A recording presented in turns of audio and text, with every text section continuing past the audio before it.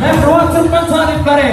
Bizin şuurku davanamız münasebeti geçirilen bayramçılıkta bizim acayip oğudun beden pastamızla surata düşmesi hemmemizi sahramda ortada çağırıyor. Hani